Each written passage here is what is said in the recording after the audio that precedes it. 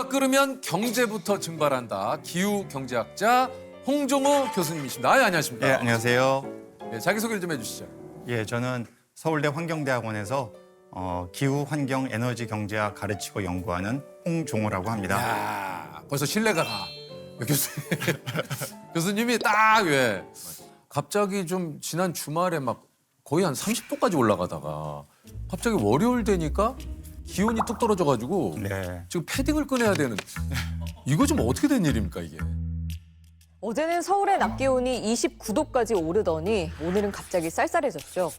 내륙 일부 지역에는 기록상 가장 늦은 한파주의보까지 내려졌습니다. 이거 좀 어떻게 된 일입니까 이게? 제가 그 1989년 참 옛날이네요. 그때 박사과정 첫 해였거든요. 네네네. 근데 그 당시에 이제 거기에 어느 기후 기상학하는 교수 한 분이 앞으로는 날씨가 온도가 계속 올라가는데 톱니바퀴처럼 올라갔다 내려갔다. 이게 변동성이 심해지면서 올라갈 거다. 길게 보면. 89년. 예, 제가 이제 박사학위 첫 해. 그 그래프가 늘 기억에 떠오르는 거예요. 그때는 PPT도 없어가지고 이렇게 끼면은 형광으로 이렇게 앞에 반사되는 예, 이걸 예, 썼는데 아 정말 저런 일이 벌어지려나?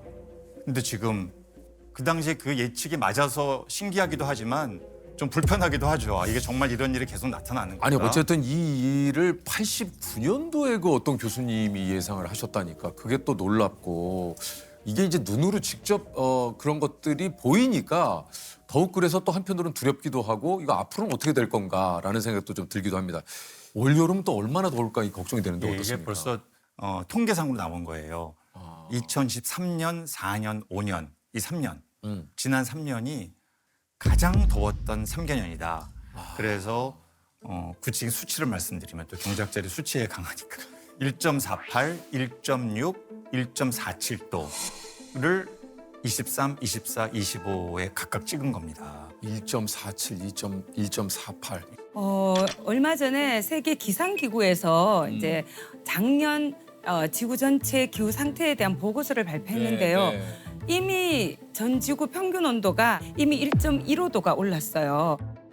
올 여름은 아마 1.6도까지는 아닐 수 있으나 과학자들이 늘 걱정하는 그 임계점이라고 얘기하는 1.5도, 섭씨 1.5도에는 또 가까이 가는 더위를 예상해 볼 수 있다. 올 여름도 그렇게 시원하게 지나갈 것 같지는 않습니다. 이게 70년 후면 2.8도 정도 오를 거라 예상을 하신다고요. 예, 이런 게 이제 과학자들이 지금까지 탄소 배출의 양, 속도를 쫙 이제 미래를 전망하는 거죠. 한 2.8도 정도가 그나마 그래도 좀 현재 세대가 나름 노력을 하면 도달할 수 있다. 그러니까 노력을 해야 그것도 도달할 수 있는 이제 거다. 그러니까 한마디로 이게 이제 아까 온탕 열탕 얘기하셨는데 지금 이제 온탕이라면 이제 곧 자칫 잘못하면 열탕 된다라는 얘기군요. 아니 이게 폭염으로 인한 경제적 손실 이게 또 어마어마하다고 얘기 들었습니다. 예. 이런 쪽이 우리 경제학자들이 이제 주로 많이 연구하는 건데요. 네네네. 일단 날씨가 더워지면 농업 생산성, 어업 생산성 이런 쪽이 타격을 받아요. 어종이 바뀌죠 이렇게 온난화가 되면. 왜냐하면 해수의 온도가 올라가니까. 올라가니까 우리 벌써 동해 그 오징어 잡이가 맞아요. 사실 지난 수십 년 동안 효자 상품이에요. 그런데 너무나 급락을 해가지고 이제 어민들께서는 그러면 앞으로 우리 방어잡이 나서야 되나? 이제 방어는 좀 난류성 어종이거든요. 그러니까요. 이런 거. 그러니까 이게 빨리 적응 못하면 어민들의 경제적 피해가 커지고 농업은 너무 당연하죠. 이제 고랭지 배추 같은 것도 좀 벌써 그 얘기 그게 들었어요. 2024년에 큰 일이 났었죠. 그 배추 파동, 그러니까요. 또 금사과 파동 기억하시죠? 이런 것들이 다 기억이 납니다. 2024년도에 이제 있었던 일들이에요. 너무 더우니까 이 대관령 쪽에 배추 생산이 안 되는 거예요. 그러면 귀해지니까 당연히 가격이 오르고. 맞아요. 농업이 잘못되면 거기서 식료품업, 그렇죠. 요식업, 심지어 너무 더우면요 관광도 안 다녀요. 그러니까 이게 참 여러 가지로 아까 얘기하신 대로 경제적으로 미치는 영향이 굉장히 좀 크네요. 게다가 최근에 밀, 보리, 옥수수 이런 거 다 우리나라 수입하는 나라거든요. 그러니까요. 그러니까 이 사료 수입이 안 되면 이 또 한국 사람들 좋아하는 또 삼겹살, 이 고기 사육이 또 안 되는 거예요. 한국에서는 키울 수가 없군요. 이 한국에 이런 것들이 안 나니까. 이거가요.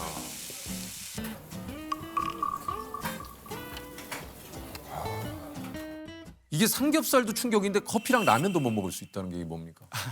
아니 이게 이거 제가 좀 좋은 얘기를 많이 해야 되는데 계속 이게 아니 어려운 이거는 아니 삼겹살도 근데 커피랑 라면도 못 먹어요? 이게 왜냐하면은 이제 커피 주산지가 전 세계적으로 보면은 브라질이 1등이고요. 그쵸, 그쵸. 베트남이 2등이에요. 네네. 그런데 2024년도 이렇게 보면 브라질은 가물어 가지고 커피 작황이 너무 안 좋았어요. 근데 네. 또 반면에 이쪽 베트남은 또 너무 더운 데다 비도 많이 왔어요. 이 조건이 기후 조건이 맞아야 작황이 좋은데 양대 산맥인 두 나라의 작황이 안 좋으니까 이건 당연히 가격이 오르고. 오르고 그러면 이제 미국에서는 당시에 이런 얘기도 나왔어요. 이거 뭐 커피 한 잔에 뭐 $10 가는 건가? 막 이제 이런 얘기가 막뭐 물론 이제 그렇게 실현되지는 않았지만 예를 들면 뭐 이런 얘기가 나올 정도로 주머니 물가가 확 올라가는 거죠. 게다가 라면. 저도 라면 저 뭐 라면 너무 좋아하는데. 저도 좋아하는데 아 라면 잘 끓이셨다.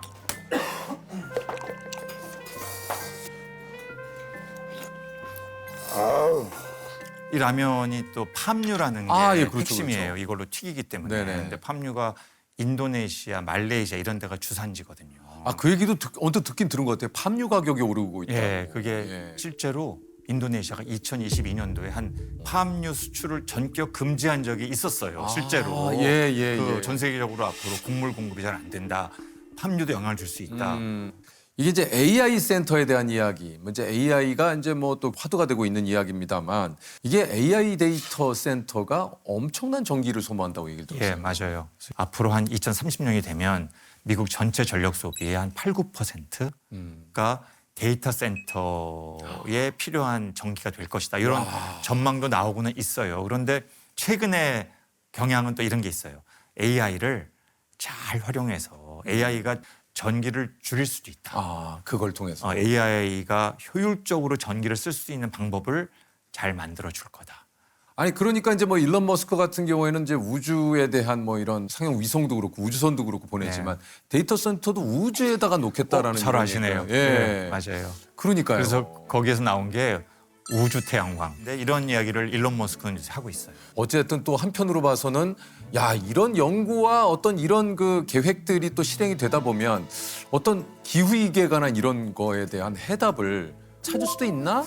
예. 또 이런 생각도 좀 들기도 해요. 네, 그래서 이제 희망적인 얘기 좀 해주세요. 그래서 좀 억지로 막 이것저것 끌어서 제가 얘기해 보는 거예요. 그래서 경제학자들도 그래서 기술에 기대를 많이 합니다. 그죠. 결국 인류가 지금까지 산업혁명 이후로 맞아요. 정말 상상도 못하는 기술을 발전시켰잖아요.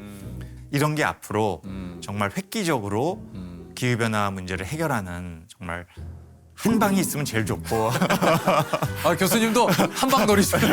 근데 한 방을 기대하는 이런 과학자들도 있긴 해요. 예를 들어서 지구 엔지니어링. 지구 엔지니어링. 근데 이 기술은 뭐냐면 성층권에다가 한꺼번에 먼지를 쫙 쌓아 올리면 네. 이게 햇빛을 반사해가지고 지구가 한순간에 쿨링된다.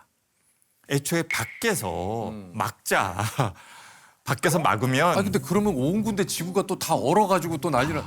그래요. 역시 똑똑하시네요. 이거 그래가지고 투모로우 영화가 그거잖아요. 그래가지고 이게 그 박사님 그거 하면 안 되지. 그래가지고 이 연구를 사실은 여기저기 하고 있는데 있어요. 그래서 예를 들어 막 지구 온난화 잡으려다가 그럼요. 세상이 또 자연의 순리를 또 거스르게 돼요. 그래서 이제 너무 한 방 기대하지 말고 그렇죠.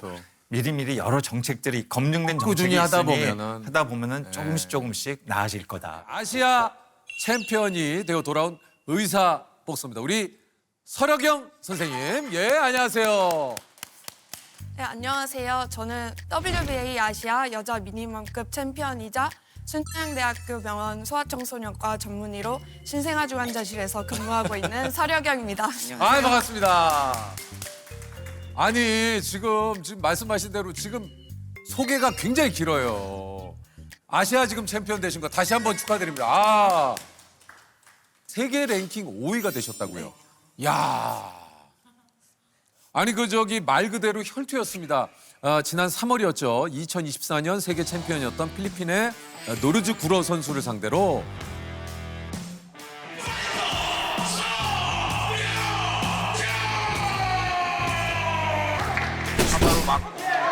계속 밖에 나가면서 예.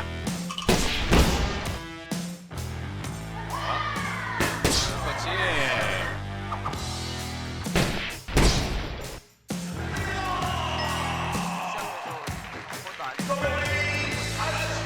이제 상대 선수 전적을 보면 전 세계 챔피언도 하셨고 아시아 챔피언도 2번 치는 완전 베테랑 선수셔가지고 걱정이 됐는데 네네. 막상 해보니까 완전 노련하시더라고요. 근데 저도 이제 준비 열심히 했으니까 네. 제가 열심히 한 만큼 좋은 결과가 있었던 것 같습니다. 아, 뭐 어쨌든 좀 저 경기가 또 잘 마무리됐고 또 좋은 결과가 있어서 다행이긴 합니다만 저 사실 여러 가지 또 경기를 하셨지만 많은 경기 끝에 이렇게 한쪽 눈에서 막 피가 이렇게 난 적은 처음 아니세요? 이번에 인터뷰하면서 알았는데 14전 정도 했는데 네. 13전 하면서 제가 피 한 방울 안 봤거든요. 그러니까요. 근데 네. 이번에 8라운드 마지막에 한 몇십 초 남기고 버팅이라고 해서 머리 그쵸. 부딪히는 게 나서 피가 이렇게 후두둑 떨어지더라고요. 그래서 처음에 찢어졌구나 그냥 그렇게 생각했는데 네. 처음에는 이제 커튼처럼 이쪽 눈에 이렇게 시야 가려졌는데 네. 나중엔 이쪽 눈이 다 안 보이더라고요. 그래가지고 다운 주먹 맞으면 포인트를 많이 뺏길 수 있어서 좀 붙어서 좀 난전으로 그때부터 했습니다. 눈 찢어지신 거 괜찮은? 아, 네. 여기. 지금 좀 치료 잘 받아서 예. 거의 회복이 많이 돼서 네. 깜짝 놀랐잖아요. 이 챔피언은 되셨는데 이제 키가 네. 아니 사실 이게 저는 아시아 챔피언 기사를 보고 혹시 지금 이제 병원 그만두셨나? 본격적으로 좀 선수 생활을 하시려고 하시나? 왜냐면 이게 아시아 챔피언, 뭐 세계 챔피언 이렇게 또 하시려면 이게 이제 운동에 할애하는 시간이 훨씬 더 좀 많아야 될 것 같아서 어떻습니까? 지금 병원에는 계속 지금 근무를 하고 계신 거죠? 네, 지금 신생아 중환자실에서 근무하고 있고 아 그렇군요. 네. 신생아실에 있는 아기들은 미숙아로 뭐 25주 이렇게 태어난 애들은 길게는 막 6달 이상, 1년까지도 저희가 계속 데리고 있는 애기들이 있어서 정말 작은 아무것도 몰랐던 애기가 이렇게 눈 뜨고 이렇게 있으면 귀엽고 이제 잘 맞아요. 그래서 병원 일도 뭐 그만해야 되겠다는 생각은 한 적 없고 그렇죠. 네. 근데 3년 전만 하더라도 좀 많이 톤이 바뀌신가? 그때는 계속 글쎄 잘 모르겠습니다. 계속 그랬나요? 약간 그렇게 좀 그런 느낌으로 조금 저는 근데 저는 모르겠는데 네. 병원에 달라지셨어요. 꼭 여유가 생겼다고 네, 좀 네. 여유 있는 느낌이라고 하시는데 근데 그때는 음. 그 복싱적으로 말고 좀 팔로우 좀 힘들게 하고 네, 네. 직후에 와서 그때는 많이 좀 힘들었어요. 네, 불안정한 시기이긴 했어요. 근데 지금은 이제 지금은 여유가 엄청나게 생겼어요. 시간적으로 일단 그때는 약간 하루하루가 진짜 지옥 같았거든요. 그러니까 저도 그 뭐 수련을 드라마나 이런 걸 통해서 좀 팔로우 시절이 너무 힘드시다고. 그때는 진짜 하루하루를 세면서 1년이라서 견뎠던 것 같아요. 너무너무 힘들었습니다. 근데 그 직후에 아마 여기 촬영하러 맞아요. 지금은 그때보다 훨씬 이렇게 뭔가 낯빛도 좋으시고. 이게 힘들긴 한데 지금은 시간적으로 수련기보다는 여유가 있기 때문에 얘 앞니가 온다. 지우야.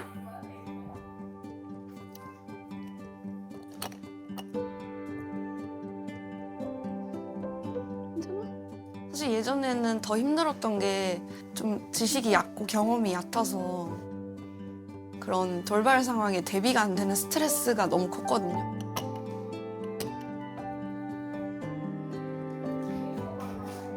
이제는 제가 할 수 있는 일을 알고 있고 경험이 좀 많이 늘어서 중간에 힘든 상황이 있었지만 그만둬야겠다는 생각을 한 적은 단 한 번도 없고요. 우리 귀여운 아기들을 성장하고 이제 좀 힘든 부분을 제가 도와줄 수 있어서 의사라는 것에 너무 기쁘고 열심히 일할 수 있게 되는 것 같습니다. 그러니까 어떻게 보면 이런 또 이제 중환자실에서 일을 하시다 보면 쉬는 날은 그냥 또 편안하게 쉬시는 게 일하는 데 좀 도움이 되지 않을까 하는데 네, 맞습니다. 이 또 쉬는 날은 또 좀 훈련을 하러 운동을 해야 가시잖아요. 됩니다. 네, 맞습니다. 그럼 이거 이게 쉬는 게 아닐 것 같은데 이게 어떻게 좀 가능합니까? 그래서 한 번씩 조금 번아웃이 올 때도 있고요. 그러니까요. 그래서 조금 관장님께서 이해를 좀 해주셨으면 좋겠는데 관장님은 약간 그러니까 말로는 네. 아우 일하고 오셨으니까 힘드시죠 이렇게 하시는데 괄호 열고 운동은 쉬었잖아 약간 이런 식이시거든요.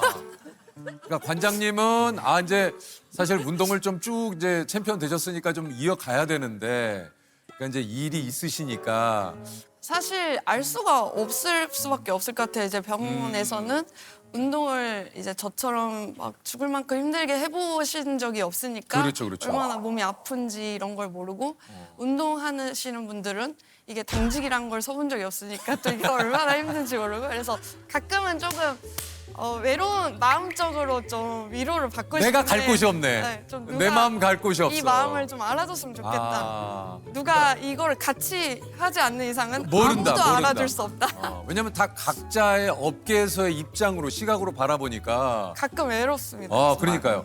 관장님 좀 어떻습니까? 좀 이렇게 내 마음은 잘 모를 때가 있다.